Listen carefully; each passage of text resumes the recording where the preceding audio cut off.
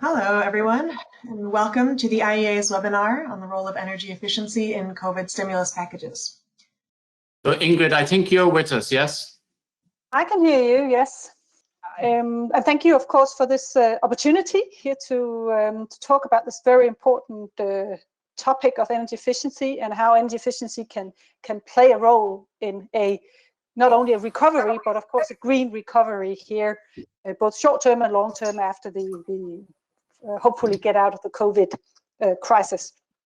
And I wanted to start with highlighting what you would call the multiple benefits of energy efficiency. And I had actually on the slide the very nice, you could say, flower or figure that the IEA did back in 2014, I believe it was, when you did published a study or a publication around the multiple benefits of energy efficiency. And oh, there it is, beautiful. And as you can see, you were actually first with the color scheme of the UN SDGs, even before the UN was. So a beautiful model. But my point here is that, of course, having worked with energy efficiency over quite some years now, it's just fantastic to see how suddenly the different arguments that we have used over the past to try to lift the agenda of energy efficiency suddenly has a much wider audience, and that decision makers who has previously maybe not been so interested have suddenly got, open ears. And as you can see here in this figure, there is a number of benefits to energy efficiency improvements, both of course within buildings, within the industry, etc. And I think given the time that we are in, there is a specific point in trying to direct attention towards some of the other benefits than the direct energy savings that we normally, of course, talk about. So, and definitely, of course, the jobs angle almost goes without saying that's extremely important. And we know in Europe, the construction sector is around 10%, 9-10% of the European GDP. We also know that around 90% of the companies in the European construction sector are actually SMEs with less than 10 employees. So also to be able to keep you could say the bottom, or to ensure that the recovery, the construction sector is important in terms of jobs creation. And of course, the second the multiple benefit, or second benefit here I would point at, is the health and the social benefits, because of course there's absolutely no doubt that health as a theme is of course extremely, and rightly so, extremely high on the agenda for all governments and everyone, of course. And I also think here it will be important for us to point out the benefits that you can get in terms of health, other social benefits, in terms of when you improve the energy efficiency of buildings. And we do know we spend 90% of our time indoors, and some of us almost 100% of our time indoors these last few weeks. So I think there will be an increasing awareness of what does it mean, what impact do buildings have on our health and well-being, that is important to lift as part of an energy efficiency agenda, and there's extensive research showing that. So I think that will be my first point, how important it is to try to highlight some of the other benefits that there is around energy efficiency, and then some of them are of course very immediate and can have an immediate effect stimulating the economy. Then clicking on to the next slide, Alyssa, if you could do that, if that works. Yes, just a few points around the EU before I will go into what we have been doing in my home country, Denmark, but just a few points around Europe. And of course, as you all know, there is a large discussion going on in the European Union also that how can you make the recovery that is needed, not just a economic recovery, but an recovery which is both good for our economy, but also, of course, supports the green transition that we would like to do as a continent, and where the European Green Deal has set out that we should be a climate neutral continent in 2050. And then there, I think, of course, it's extremely important that we push forward with the ideas that the plan that there is in the Green Deal. I know that there has been already some communication about which part of the Green Deal will be delayed. And I think that that's a strong point in that, saying that there's already been developed here some ideas for a new, you could say, policy framework initiative taking us towards the green transition. And of course, we should continue with those ideas.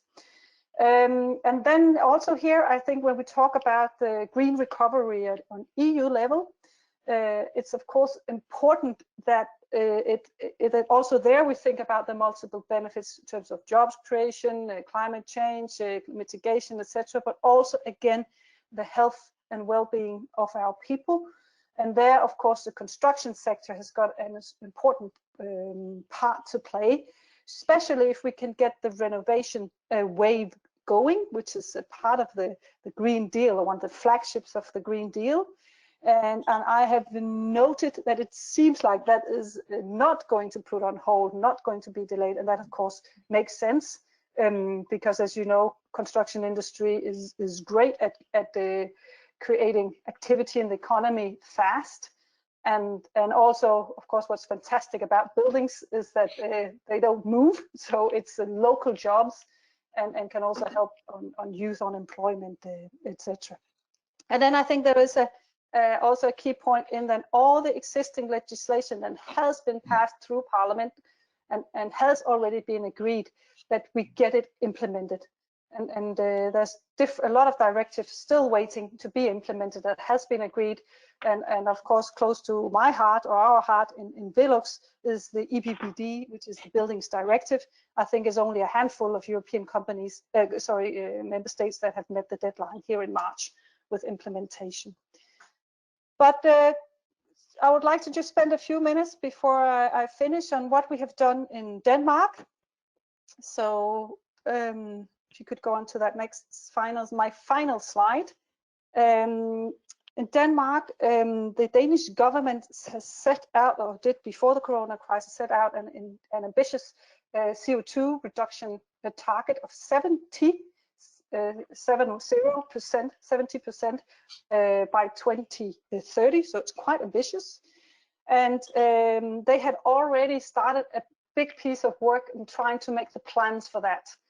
Very concretely, they divided the climate path of Denmark as a country into 13 different sectorial plans, and put a large initiative in place where there has been 13 different climate partnerships consisting mainly of business leaders, businesses, but also of organizations who have drawn up roadmaps for each of these sectors. There has been also a climate partnership for the built environment, and I had the pleasure to be vice chair of that work that we did from November until March. Unfortunately, we couldn't do the proper launch because of the COVID crisis. But my point here is that that here there was already had been you can see some developed plans that we had actually spent some time on, that was based on facts, experience, and also, of course, business knowledge. And those are the ones that we have tried, where we have tried to dig out some points to put forward to the government now for implementation. And of course, we have come out with a number of recommendations to the government, and the government has actually taken quite a lot of it on board already. I think the first point was that the building industry was exempted from the lockdown that we've had, so craftsmen have been able to work during this entire corona crisis. As I know that's been different from country to country. So there has been activity within the construction industry during the entire corona crisis. But a few other examples, what we have put forward and what has already been agreed by the government is very close to in the process of being finalized. Proposal around looking at the social housing sector that has been very well received. And I think the reason for this positive reception of that by the government is also that it exactly ticks several of the multiple benefits of energy efficiency, because working with renovation of social housing, of course, it's around job creation, it's around energy efficient, lowering energy bills, but it's also very much about health and well-being of some of our more vulnerable people who live in social housing communities. So that part has been very well received. We've worked with tax deduction that has supported local craftsmen. That will also be prolonged. There has been a cap on investments in infrastructure projects locally and regionally for quite a while. That cap has been lifted. The reason it was there was that there has been concerns around overheating of the economy. So that cap has been lifted now. There has also been a great cooperation set up between some, you could say, the larger private pension funds and the public sector, trying to get some of those savings that are in the pension funds out and work for the economy, and specifically here to create more sustainable buildings and energy efficiency. There's also been looking at what triggers could you have for the end users. And then I think a point in itself is to look at other initiatives also, which has a relatively lower costs, which can have an effect on making an environment for end users where they would like to invest in their homes. So that could be around improving the energy performance certificates of their buildings, including health, indoor climate, other benefits, capacity building around craftsmen, etc., etc. So these are just a few of the points that we have gotten through. But maybe just to close off, if I should conclude very fast on this, shortly on this, I believe that the multiple benefits approach is more relevant than ever. And then I think what is important, and also there's some learnings there after the crisis in 2009, if there is already a good green plan, which also delivers jobs and growth, stick to it, or at least take out the initiatives that can stimulate the economy from that. And then I think definitely use the existing structures that are already in place in society, instead of inventing all sorts of new schemes, because we know then bureaucracy takes over and it takes time to get them out there working. So I think that was it from my side to start with, and I will of course be happy to take any kind of questions. Thank you very much for now. Great, thank you, Ingrid. Just to make sure you can hear me, this is Kathleen. Yes, I can hear you. Okay, yes. Good. Thank you. I came back sort of in the beginning of your presentation, and apologies to everyone for that glitch. But hopefully we've got our panelists back on the line. So with that, I just want to make sure we can get to everyone, and I'll follow up with some questions for you after we hear from the other two panelists. But I really just wanted to remark, I like the message you just gave us. You know, stick to the plan, assuming there is one, with a focus on some of the short-term initiatives, and use the existing mechanisms that are already in place and working to deliver and deploy. So I think that's a great theme to keep in mind as we go through the rest of the thoughts from the other panelists. Okay, without further ado then, Josue, I hope you can hear me, and I hope you're ready to go. We'll hear from you next. Yes, good afternoon. Can you hear me? I can hear you. Perfect. So look, first, thank you very much for the opportunity to contribute to this webinar, and thank you, IEA, for keeping the energy efficiency flag up in these difficult times. I really think that your intellectual leadership is key, as reflected, in the enhanced visibility which you give to energy efficiency in good times, and now, may I say, perhaps in more challenging times. Before addressing specifically the topic of energy efficiency financing, within the next couple of years. Let me provide just very quickly a short background on where we are coming from at EBRD on energy efficiency. First, I think to mention that reflecting the situation and the opportunities that we had in our original countries of operation in Central and Eastern Europe, the EBRD is, in a way, has become a kind of specialist energy efficiency financing bank. And so over the last 15 years, we've developed quite a broad range of energy efficiency finance products specific to individual sectors, going from buildings to urban infrastructure, and then also from small and large industry to rail or to energy networks. And as a result, energy efficiency has represented for us about 1/3 of our total investment. So in money terms, between $3 and $3.5 billion per year. So that's essentially where we are coming from at this moment when, COVID-19 hits the world, and you ask us, or you ask me to give a few thoughts about energy efficiency financing going forward.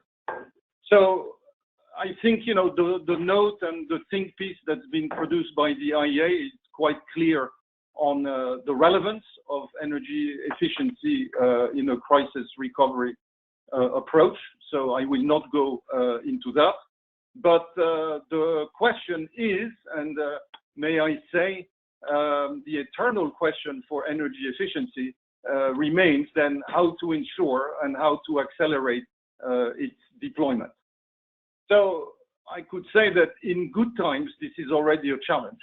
And we found, quite a number of ways to do this by expanding the range of energy efficiency financing channels, working directly, for example, with large energy intensive industries, with non-sovereign loans and equity, with cities and local and national utilities, with non-sovereign public finance instruments, with private banks and leasing companies, and also with national governments supporting energy efficiency programs with sovereign loans. Now, looking forward in the current situation to the question of energy efficiency finance, and looking at it from, I would say, today, in the situation we are, to the medium term, I think it's useful perhaps to distinguish three economic phases going forward. The current one, which is essentially rescue or survival and rescue, if I could put it that way.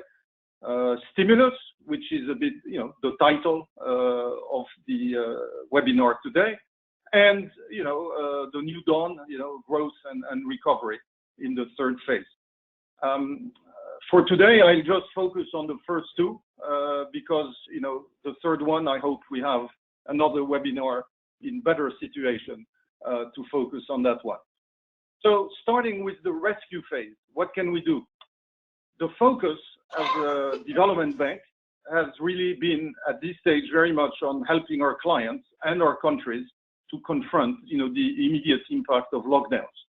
So again, as a financing institution, this has mostly included the provision of liquidity with the scope where we can of supporting energy efficiency measures, but very often I have to say this is the scope for doing that been limited. Where possible, we're seeking to ensure that the energy efficiency activities of our clients remain on course and that capital expenditure programs that we were financing, that their implementation can proceed. It's also important to ensure that there is no backsliding in terms of the energy efficiency objectives and standards of our current operations and clients. And we are considering the extent to which governments could include, in certain cases, commitments on energy efficiency for companies which are or will be receiving government support. I note that this was a point that was also in the note in the think piece prepared by the IEA. So in the rescue phase, I would say it's challenging, worth trying, but to a large extent, probably we ought to focus most of our efforts today on the definition of what energy efficiency can be in the design on stimulus plans that will be coming. By coincidence, because sometimes there is also coincidence in life, the EBRD is currently preparing its medium-term operational approach on the environment and climate finance. So, in fact, it's a perfect timing to define our role of, in financing energy efficiency in the stimulus. So, given the time available, I will focus really on a couple of energy efficiency finance instruments this afternoon. So first, let me focus on energy efficiency credit lines, which we run through banks in our countries of operation, because they provide and have provided a very effective channel of finance for small and medium energy efficiency projects. We have by now a network of over 150 banks which fulfill this intermediation function, and they finance essentially thousands of energy efficiency loans in buildings, in houses, in SMEs, protecting, like Ingrid mentioned, jobs and promoting economic activity. In certain cases, we're also working through banks to finance cities in terms of their energy efficiency investments. Because speed is of the essence in a recovery phase, it's important to have practical tools with which to accelerate eligibility and the provision of finance, while reducing processing costs to financial intermediaries.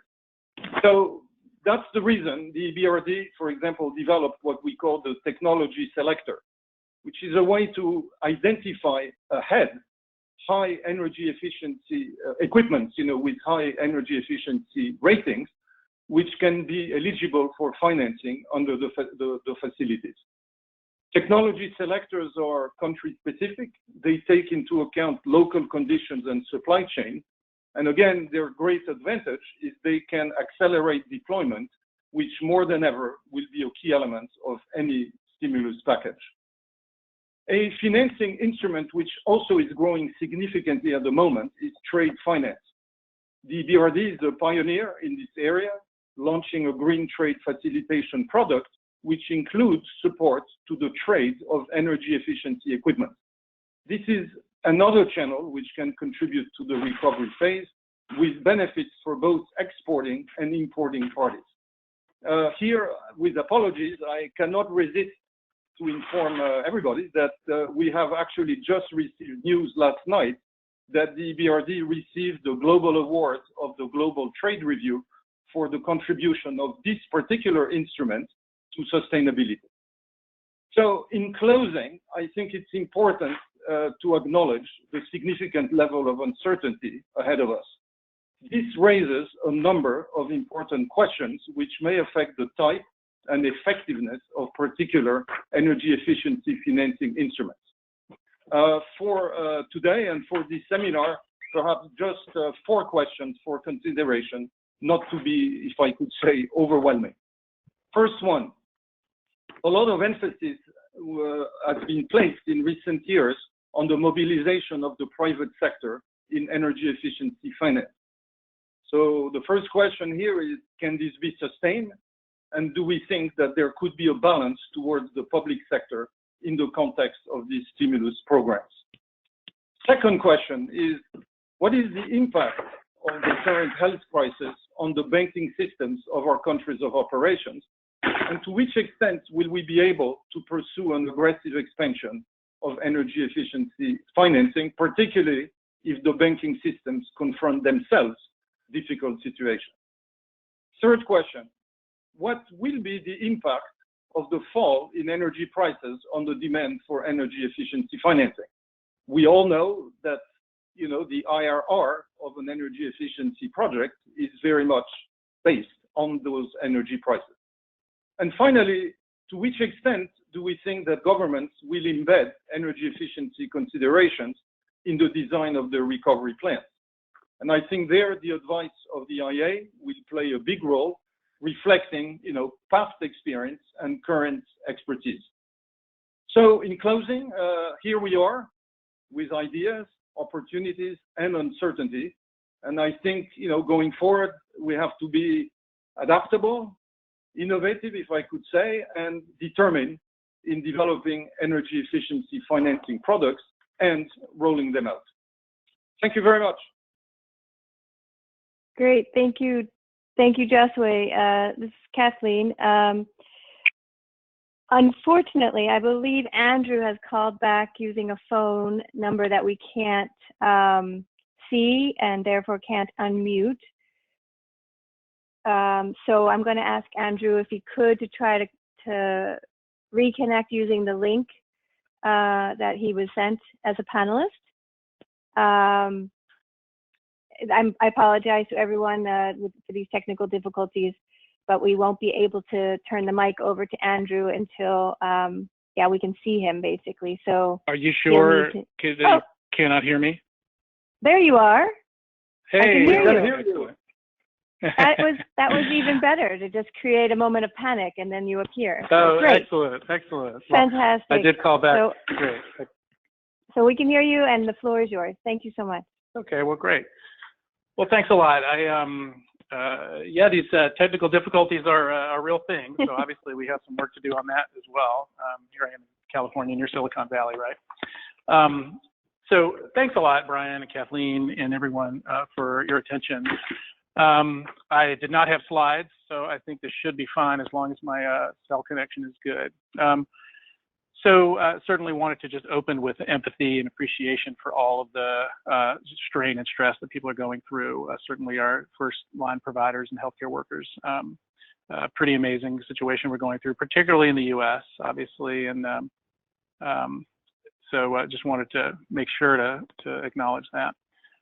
You know, obviously this is not the way we would have wanted to see how a lower carbon world would operate, but you know, I think there are great opportunities to take the silver linings here and move them to the fore as the economy opens up again.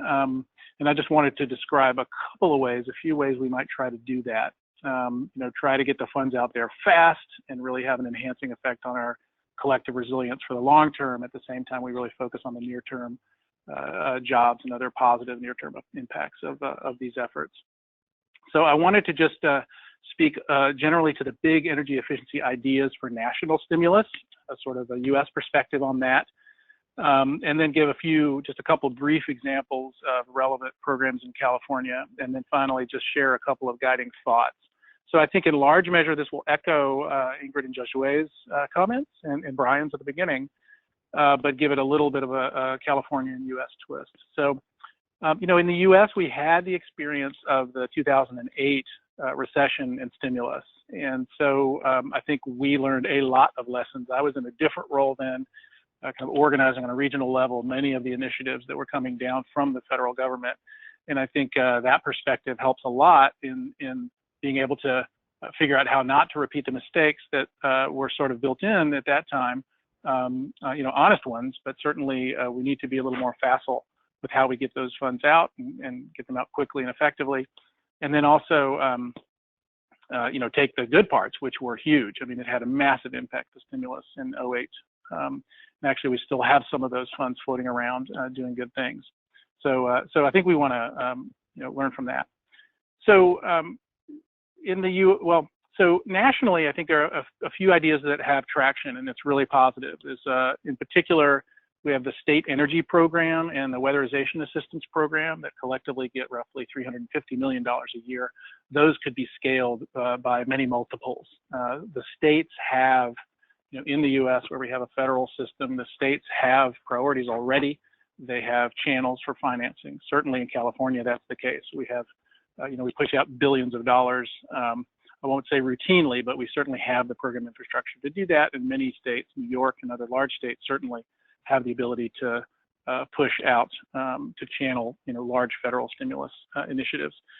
The initiative that seems that's forming in the national discussion that I think is very positive is around critical state and local public facilities. Now, this is about infrastructure renewal, resilience, emergency preparedness, all of those things, and really focused on critical facilities. So that would be, you know, water treatment, shelters, the municipal university, schools, and healthcare marketplace, or MUSH as we call it, and really focused on health and safety, resiliency, IT infrastructure, cybersecurity. Many of these investments, emergency response capabilities, many of these investments are co-benefits and not strictly energy related, but they have all of these follow-on benefits. So important to be smart, with the pay for these initiatives. And then Josue talked about financing, but certainly public-private partnerships, performance-based contracts, and energy as a service, lots of vehicles to fund these efforts and really get multiples from the federal or the state stimulus funding. So, we can multiply the stimulus by fourfold or so by leveraging private capital with the security that the sort of public funding provides. This approach to really focus on critical facilities, it creates jobs, obviously near-term job creation, long-term mission-critical public buildings resilience and reduced emissions, along with improved air quality, which we're seeing very clearly in many areas in the U.S. So fingers crossed on that conversation in Washington, D.C. Again, we have existing program infrastructure to provide incentives, say the traditional rebate approach, but really that needs to be updated to include many of the things that have been mentioned, the resilience, the IT infrastructure, load flexibility, grid resilience, all of those things that energy efficiency now, as we think about it more as active efficiency, all of those digitization functionalities need to be explicitly included in the investment going forward. That has implications for how the jobs landscape develops and also the project landscape itself. And so I think that's really critical to get that 2 for, 3 for, or 4 for as we invest in hardware and in infrastructure and projects on the ground, shovel ready.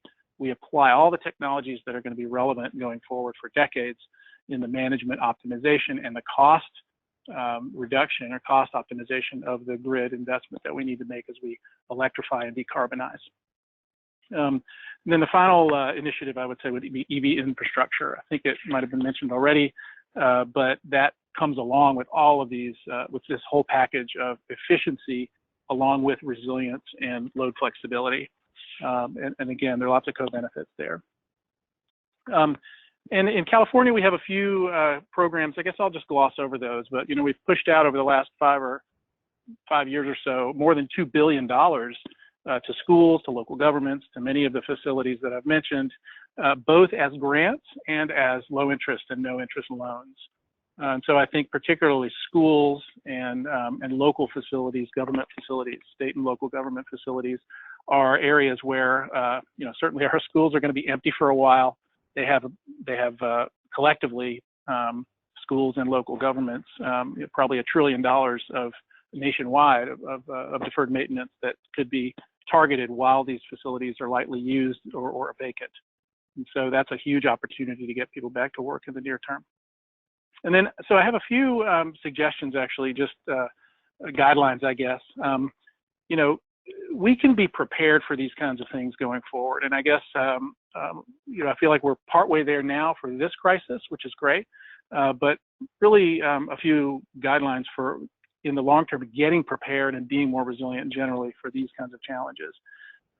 So we really do need to include resilience investments in our initiatives, storage, load flexibility, other distributed energy resources. Fire resilience in California and across the world really is a huge investment need. And really leverage these programs to make sure that the technologies that are financed and subsidized have these capabilities.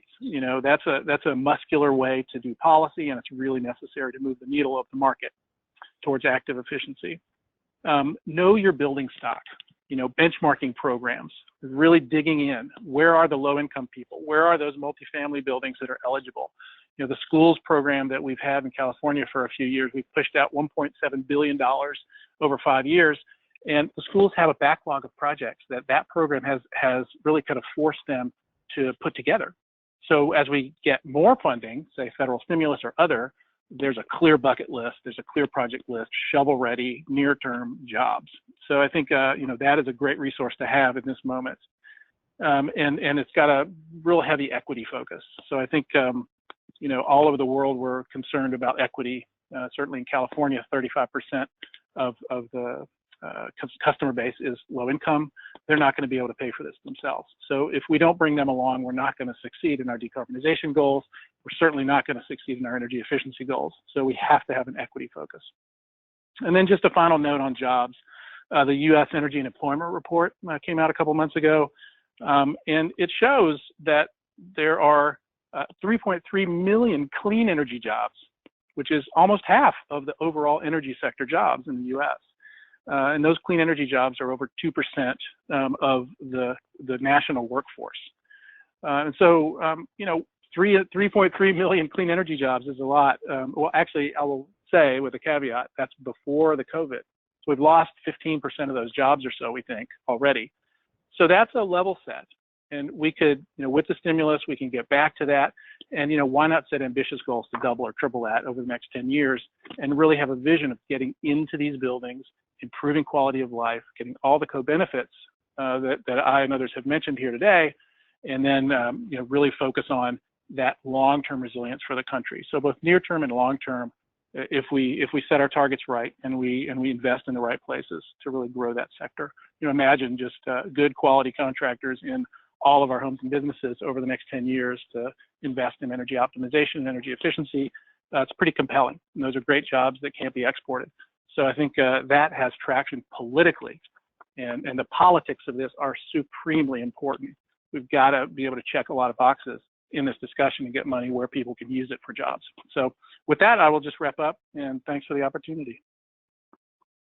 Great, thank you, Andrew. And your preparedness guidelines are really a good starter, because we're out at the top of the hour, but I think and we'll probably lose some people, but if it's okay with our panelists, I'll stay on, I'll keep it going for another 10 minutes so we can get at least one round of Q&A with you. And your point about preparedness made me think of this question. I had wanted to ask all three of you, you know, what do you see as the key differences between in the last 10 years? Not so much between the crises themselves, but like, where were we as an energy efficiency industry 10 years ago, and where are we now?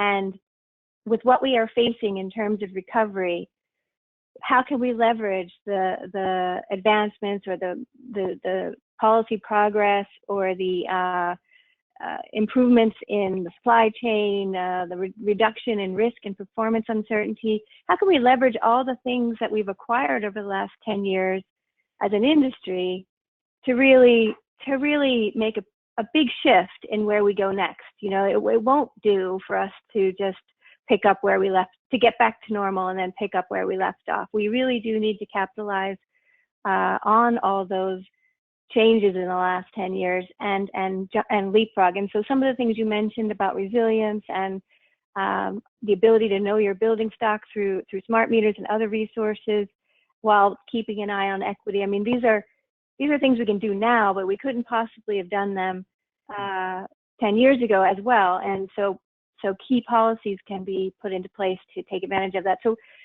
I'll let you go at the end, Andrew, since those were your thoughts. Maybe you'll come up with a few others, but I wanted to point to Ingrid and Josue. And, you know, Josue mentioned a lot of different financing mechanisms. You know, what has changed in the last 10 years to allow some of those to come to be, and what are some more innovations that we can expect in the financing side of things to leverage more private sector finance and others. And then Ingrid, yeah, from the industry's perspective, you know, where do you see some major changes and shifts happening that we can kind of jump off from and establish in some of these new policies that might come out as part of a recovery plan? So why don't I start with you, Josue, and then Ingrid will give you some time to think about that question. So Josue, do you see anything there that you can jump on?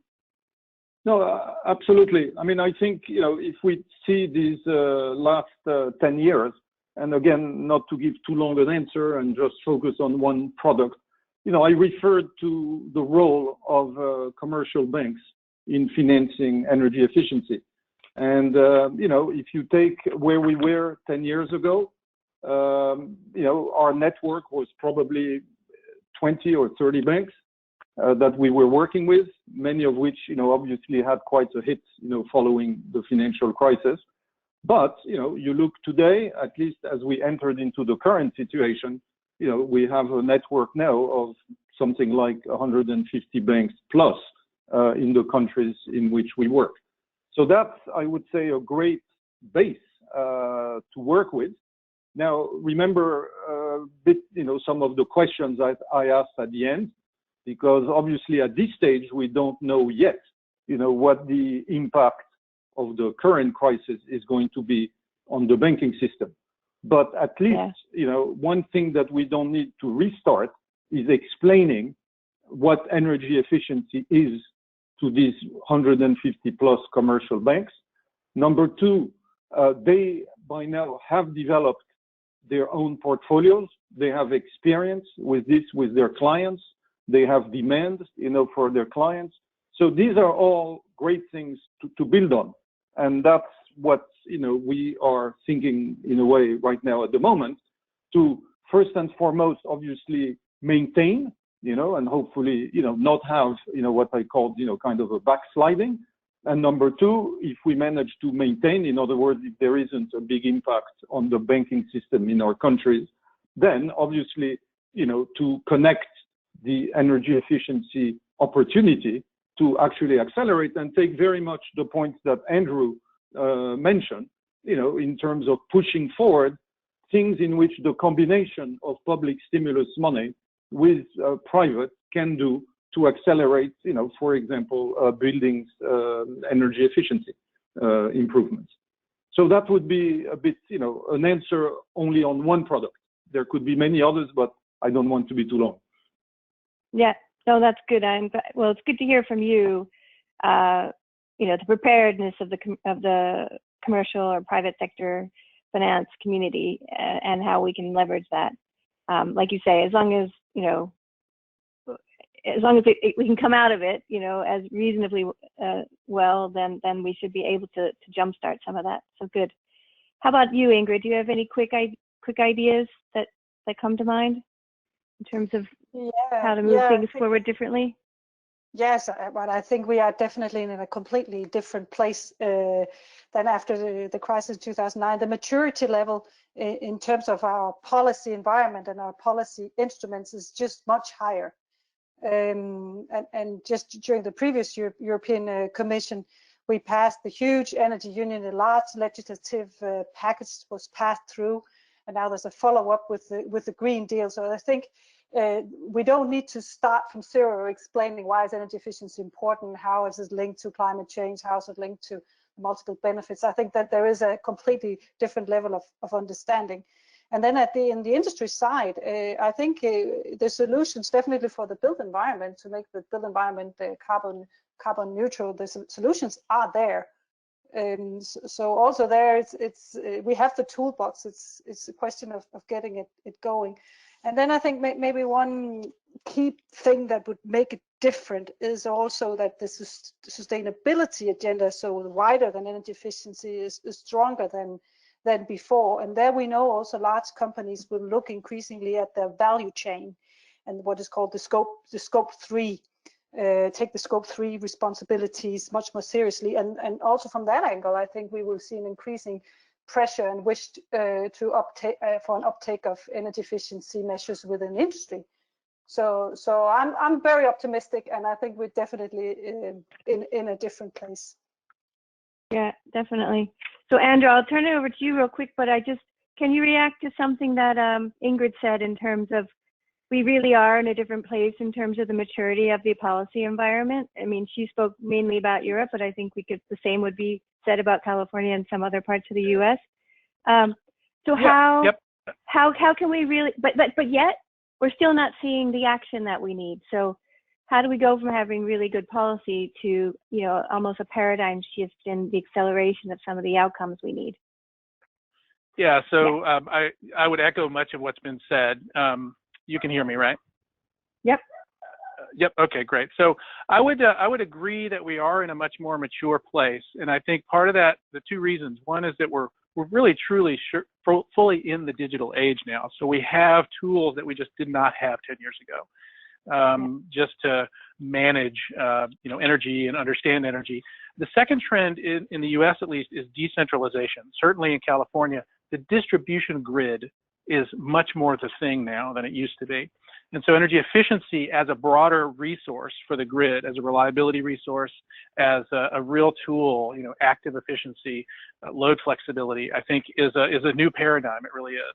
And so I think all that is incredibly positive. I do have concerns though that energy efficiency as a relatively sort of complicated resource in the context of the grid compared to say energy storage or, you know, solar, renewables, you know, this sort of more traditional generation, even though it's clean, does kind of run the risk of getting lost in the mix. You know, it's more, but I think that building optimization and focusing on the built environment and the quality of the built environment for actual human beings is really a key concept that we, you know, yes, people understand more and it's a more sophisticated market, but I think we really have to keep beating that drum because the co-benefits, I think, are still underappreciated.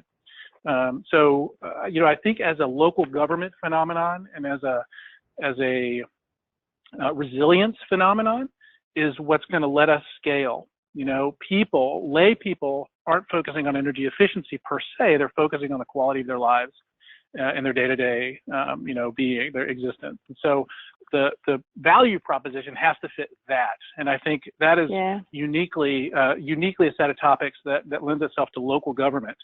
So the challenge is administering these, you know, large programs from the federal and the state level that really do touch the right notes at the local level and work with local governments. And if we can do that, I am hugely optimistic that the right priorities will be applied in the right places and focus on, you know, the low income, multifamily, all of these critical infrastructures, you know, that I mentioned before, and really get the job done in a quality way. Yeah, exactly. That's a good way to bring back the quality of life, quality of the built environment. It's a good way to bring that back in, you know, to sort of reinvigorate that part of the value proposition. And even though some of you, I think you've all said, we don't have to convince people, you know, of energy efficiency's value in the co-benefit sense of the word.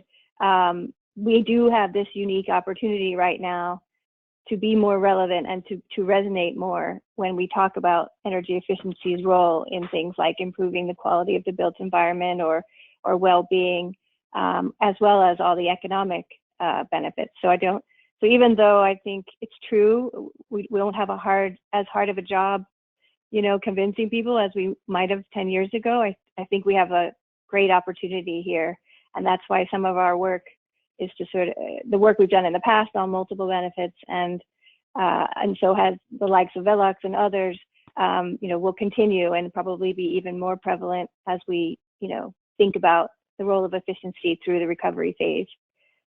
So, okay, well, I promised we would only go 10 more minutes just to keep it